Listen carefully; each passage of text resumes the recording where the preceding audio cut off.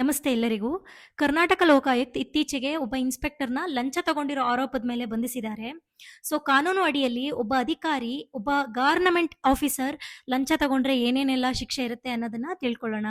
1984ರಲ್ಲಿ ಕರ್ನಾಟಕ ಲೋಕಾಯುಕ್ತ ಕಾಯ್ದೆನ ಜಾರಿಗೆ ತರ್ತಾರೆ.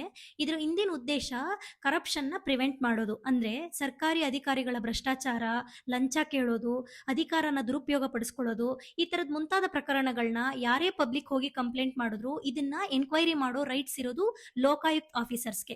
ಲೋಕಾಯುಕ್ತ ಆಫೀಸರ್ಸ್ ಇರೋದು ಸಾರ್ವಜನಿಕರ ಹಿತಕ್ಕಾಗಿ. ಸೊ ಈ ಪ್ರೆಸೆಂಟ್ ಕೇಸಿಗೆ ಬರೋದಾದ್ರೆ, ಕಂಪ್ಲೇಂಟ್ ಹೇಳಿರೋ ಪ್ರಕಾರ ಈಗ ಆಲ್ರೆಡಿ ಇನ್ಸ್ಪೆಕ್ಟರ್ ಗೋವಿಂದ್ ರಾಜ್ 2 ಬಾರಿ ಹಣ ಪಡೆದಿದ್ದಾರೆ. ಈ ಕೇಸಲ್ಲಿ ಇಬ್ರು ಬಿಲ್ಡರ್ ಬರ್ತಾರೆ. ಆ ಇಬ್ರು ಬಿಲ್ಡರ್ ಮೇಲೆ ಬರ್ಡ್ಸ್ ಆಕ್ಟ್ ಅಂಡರ್ ಅಲ್ಲಿ ಕೇಸ್ ಫೈಲ್ ಮಾಡಿರ್ತಾರೆ. ಬರ್ಡ್ಸ್ ಆಕ್ಟ್ ಅಂಡರ್ ಅಂದ್ರೆ ಬೆಂಗಳೂರು ಡೆವಲಪ್ಮೆಂಟ್ ಬಿಲ್ಡಿಂಗ್ ಆಕ್ಟ್ ಅಂತ. ಈ ಕೇಸ್ನಿಂದ ಬಿಡಿಸ್ಕೊಳ್ಳೋಕೆ ಸುಮಾರು 15 ಲಕ್ಷ ಹಣನ ಕೇಳಿದ್ದಾರೆ ಅಂತ ಆರೋಪ ಕೇಳ್ಬಂದಿದೆ. ಮೊದಲನೇದಾಗಿ 75 ಭಾಗ ಹಣನ ಆಲ್ರೆಡಿ ಫಸ್ಟ್ ಕೇಸಲ್ಲಿ ರಿಕವರ್ ಮಾಡಿರ್ತಾರೆ. ಸೊ ಎರಡನೇ ಕೇಸ್ ಹಾಕಿ ಅವ್ರನ್ನ ಮತ್ತೆ ಪೊಲೀಸ್ ಸ್ಟೇಷನ್ಗೆ ಕರೆಸಿ 5 ಲಕ್ಷ ಹಣನ ಇನ್ಸ್ಪೆಕ್ಟರು ಡಿಮ್ಯಾಂಡ್ ಮಾಡ್ತಾರೆ. ಮುಂಚಿತವಾಗಿ 1 ಲಕ್ಷ ಹಣನ ತಗೊಂಡಿರ್ತಾರೆ.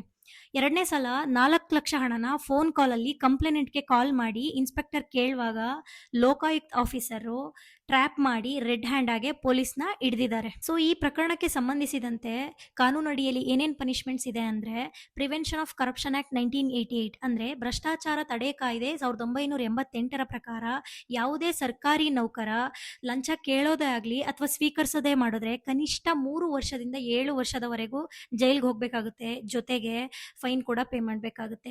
ಪ್ರಕರಣ ಇನ್ನೂ ಗಂಭೀರ ಅನ್ಸಿದ್ರೆ ಕೋರ್ಟ್ ಇನ್ನೂ ಹೆಚ್ಚು ಕಠಿಣ ಶಿಕ್ಷೆಯನ್ನು ಕೂಡ ಕೊಡಬಹುದು. ಭ್ರಷ್ಟಾಚಾರ ಕಾಯ್ದೆ 1988ನ್ನ 2018ರಲ್ಲಿ ತಿದ್ದುಪಡಿ ಮಾಡಿದ್ದಾರೆ. ಅದೇನಂದ್ರೆ ಲಂಚ ಸ್ವೀಕರಿಸೋದಷ್ಟೇ ಅಲ್ಲ, ಲಂಚ ಕೊಡೋರು ಕೂಡ ಕಾನೂನು ಅಡಿಯಲ್ಲಿ ಶಿಕ್ಷೆಗೆ ಒಳಗಾಗ್ತಾರೆ.